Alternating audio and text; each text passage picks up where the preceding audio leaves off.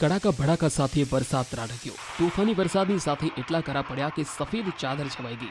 ઝારખંડ, બિહાર, છત્તીસગઢ સહિતના રાજ્યોમાં વાતાવરણમાં જોરદાર પલટો આવ્યો। વેસ્ટર્ન ડિસ્ટર્બન્સ, સાયક્લોનિક સર્ક્યુલેશન તથા એન્ટી સાયક્લોનના કારણે વાદળો બગડાટી બોલાવા લાગ્યા છે। આ દ્રશ્યો ઝારખંડના ગુમલાના છે, જ્યાં વરસાદ આફત બનીને ત્રાટક્યો, જેના કારણે ખેડૂતોએ ભારે નુકસાન સહન કરવાનો વારો આવ્યો। 2 દિવસથી અહીં જોરદાર કરા સાથે વરસાદ વરસી રહ્યો છે। કાળા ડિબાંગ વાદળોના કારણે થોડા દિવસે અંધકાર છવાઈ ગયો। એટલી તીવ્રતા સાથે કરા પડ્યા કે કેટલીક કારના કાચ પણ તૂટી ગયા।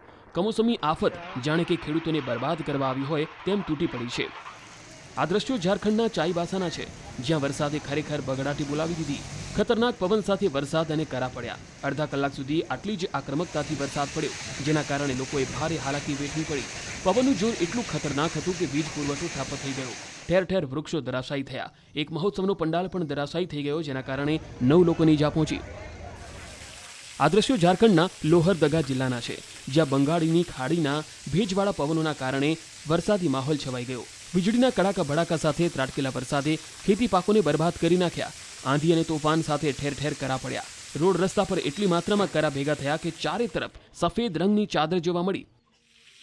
મધ્યપ્રદેશની ઉમરિયામાં પણ કમોસમી વરસાદે ખેડૂતોની હાલાકી વધારી દીધી। અહીં આંધી તોફાન સાથે વરસાદ અને કરા પડવાના કારણે તુવેર, તલ, ઘઉં, ચણા સહિતના પાકમાં વ્યાપક નુકસાન થયું। ખેડૂતોની મહેનત પર પાણી ફરી વળ્યું।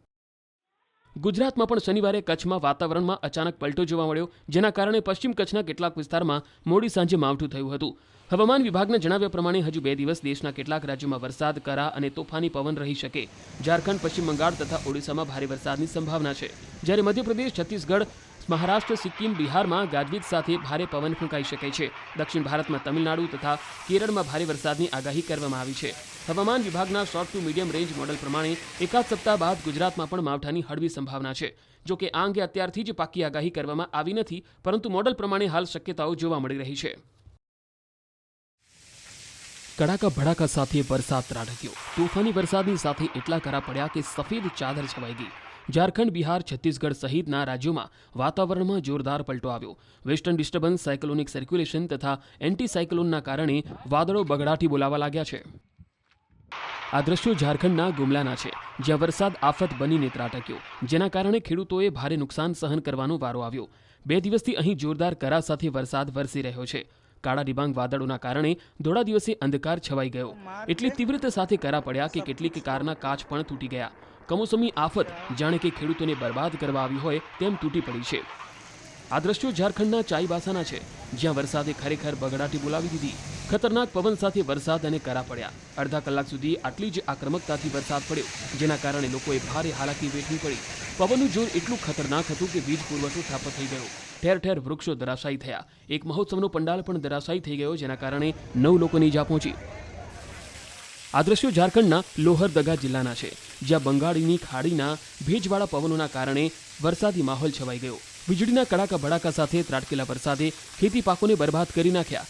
આંધી અને તોફાન સાથે ઠેર ઠેર કરા પડ્યા। રોડ રસ્તા પર એટલી માત્રામાં કરા ભેગા થયા કે ચારે તરફ સફેદ રંગની ચાદર જોવા મળી। મધ્યપ્રદેશની ઉમરિયામાં પણ કમોસમી વરસાદે ખેડૂતોની હાલાકી વધારી દીધી। અહીં આંધી તોફાન સાથે વરસાદ અને કરા પડવાના કારણે તુવેર, તલ, ઘઉં, ચણા સહિતના પાકમાં વ્યાપક નુકસાન થયું। ખેડૂતોની મહેનત પર પાણી ફરી વળ્યું। ગુજરાતમાં પણ શનિવારે કચ્છમાં વાતાવરણમાં અચાનક પલટો જોવા મળ્યો, જેના કારણે પશ્ચિમ કચ્છના કેટલાક વિસ્તારમાં મોડી સાંજે માવઠું થયું હતું। હવામાન વિભાગના જણાવ્યા પ્રમાણે હજુ 2 દિવસ દેશના કેટલાક રાજ્યોમાં વરસાદ, કરા અને તોફાની પવન રહી શકે। ઝારખંડ, પશ્ચિમ બંગાળ તથા ઓડિશામાં ભારે વરસાદની સંભાવના છે, જ્યારે મધ્યપ્રદેશ, છત્તીસગઢ, મહારાષ્ટ્ર, સિક્કિમ, બિહારમાં ગાજવીજ સાથે ભારે પવન ફૂંકાઈ શકે છે। દક્ષિણ ભારતમાં તમિલનાડુ તથા કેરળમાં ભારે વરસાદની આગાહી કરવામાં આવી છે। હવામાન વિભાગના short to medium range model પ્રમાણે એકાદ સપ્તાહ બાદ ગુજરાતમાં પણ માવઠાની હળવી સંભાવના છે। જો કે આ અંગે અત્યારથી જ પાકી આગાહી કરવામાં આવી નથી, પરંતુ મોડલ પ્રમાણે હાલ શક્યતાઓ જોવા મળી રહી છે।